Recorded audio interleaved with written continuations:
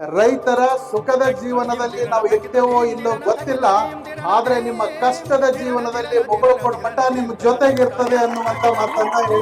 ಭೂಮಿ ತಾಯಿಯ ಚೊಚ್ಚಲ ಮಗನ ಎದೆಯನ ಕಿಚ್ಚ ಎಪ್ಪಿಸಬೇಡಿ, ಸಹನ ಮೂರ್ತಿಗಳು ಸಿಡಿದೆತ್ತರೆ ರೈತರೆಲ್ಲರೂ ರೊಚ್ಚಿಗೆತ್ತರೆ ಬಿಕ್ಕುವುದು ಈ ಜಗವೆಲ್ಲ, ಯಾರ್ಯಾರಿಗೂ ಉಳಿಗಲವಿಲ್ಲ.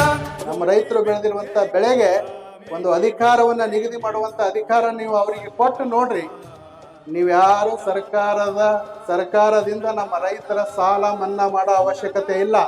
ನಮ್ಮ ರೈತರೇ ನಿಮ್ಮ ಸರ್ಕಾರದ ಸಾಲ ಮನ್ನಾ ಮಾಡ್ತಾರೆ. ಅನ್ನದಾತ ಅನ್ನದಾತ ಅನ್ನದಾತ ಅನ್ನದಾತ